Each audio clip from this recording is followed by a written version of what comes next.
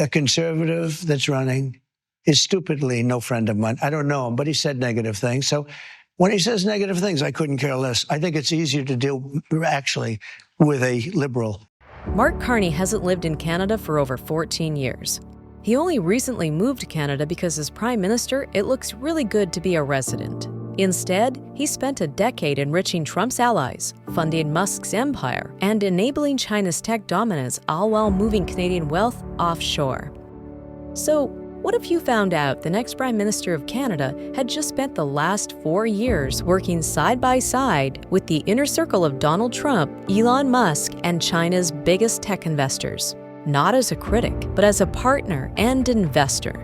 What if he's already shown where his loyalties lie, and it's not with Canada? What questions would you have for Mark? Question mark over Mark Carney.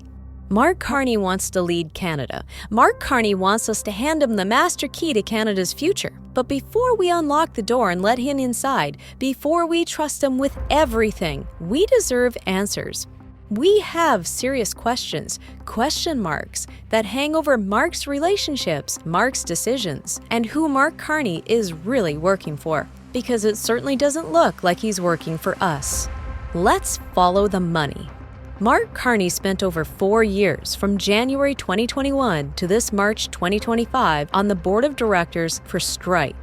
Stripe is a $70 billion financial giant with 7,000 employees and well over 1 million active customers. It's an online payment processing system, not that much different from PayPal, the payment processing company founded by Elon Musk and Peter Thiel. The apple doesn't fall far from the tree, just as they did with PayPal. Elon Musk and Peter Thiel pumped millions of dollars as key early-stage investors into Stripe at its founding stage, and they remain heavily invested in the company today. Elon Musk and Peter Thiel, two of the most influential, polarizing figures in global technology and U.S. politics. Peter Thiel, a close Trump ally, bankrolled J.D. Vance's rise to the vice president. His firm Founders Fund remains a major Stripe investor. Elon Musk's companies, like SpaceX and Twitter, are tied to Stripe through shared investors like Fidelity Investments. Joshua Kushner, yes, related to Jared Kushner, Donald Trump's son-in-law, Joshua Kushner's venture firm, Thrive Capital, has also invested into Stripe during Carney's tenure on the board. And then there's Michael Moritz. Moritz is a former partner of Sequoia Capital, one of the largest venture capital firms in the world, managing an $85 billion investment portfolio. Their investments read like a who's who of American political polarization. Google, Yahoo, Facebook, Apple, Cisco, and even ByteDance, the company that owns TikTok. Oh, and let's not forget Sequoia's heavy investment in FTX and Sam Bankman-Fried. Sequoia Capital is also the biggest Western investor in China's technology infrastructure, having invested over $8 billion in new Chinese technologies. And Michael Moritz? Not only was he on the board of Stripe with Mark Carney, but he personally invested over $100 million into Stripe, and during his tenure, managed over $10 billion of Sequoia holdings in Stripe. The bottom line? Mark Carney isn't just in the room. He's at the table, and he looks like he's the host.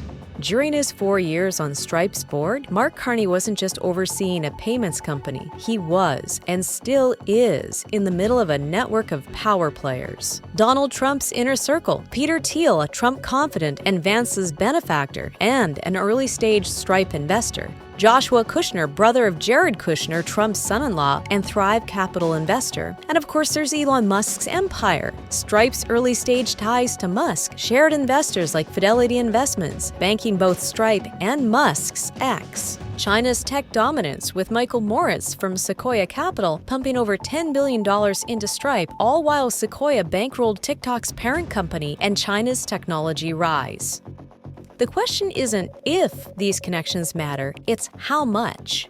Question mark. If Carney becomes prime minister, who will he really answer to? If it only ended there. But when we question Mark, it just goes so much deeper. At the same time Mark was sitting on Stripe's board, he was also the chairman of both Bloomberg and Brookfield until March of 2025. Bloomberg being a $22.5 billion company and Brookfield being a $60 billion company. Both companies share strong financial ties to Donald Trump and Elon Musk. Bloomberg, based in New York, provides technology tools for financial data and analytics and financial news reporting. And while Michael Bloomberg and Donald Trump are rivals, the two have strong beneficial business ties with each other. Brookfield, formerly based in Toronto, Canada, manages almost $1 trillion of assets in the real estate and renewable power sectors. Brookfield invested over $375 million into Trump's Washington, D.C. hotel, now rebranded as the Waldorf Astoria.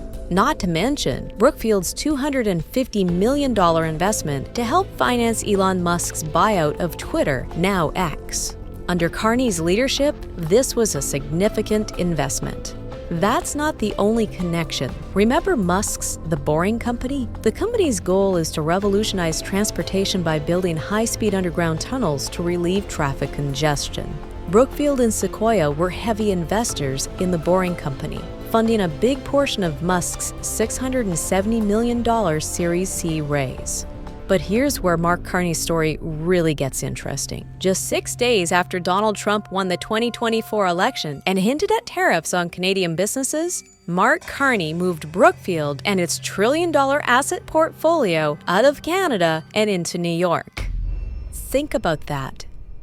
Almost $1 trillion of assets under the control of Mark Carney pulled out of Canada.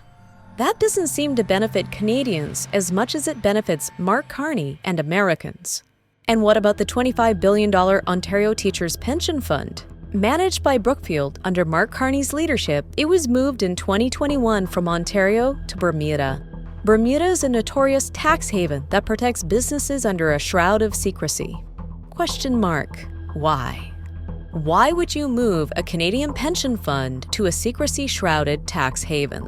Businesses move assets to tax havens to avoid taxes, all while obscuring the ownership and financial dealings of the company. The original home country loses tax revenue and finds it nearly impossible to trace financial flows or to investigate corruption, money laundering, or other illicit activities. Mark says it's just business as usual. But is it? It just doesn't seem usual for businesses to evade taxes or the scrutiny of regulators. So how often has he done this? He seems pretty comfortable with it. The bottom line, with Mark Carney's moves, who really benefited? While chairing Bloomberg and Brookfield, Mark Carney oversaw decisions that directly tied Canadian wealth to Trump, Musk, and offshore secrecy, all while distancing assets from Canada. Trump's connections, $375 million Brookfield bailout of Trump's D.C. hotel, now the Waldorf Astoria. Elon Musk's ventures, $250 million Brookfield investment in Musk's Twitter X buyout. Major funding for Musk's Boring Company via Brookfield and Sequoia. And offshore moves, $25 billion Ontario Teachers' Pension Fund shifted to Bermuda, a tax haven, under Carney's leadership. And then, of course, there's Brookfield's trillion-dollar portfolio relocated from Toronto to New York just 6 days after Trump won the election. You just gotta wonder about the timing. The pattern?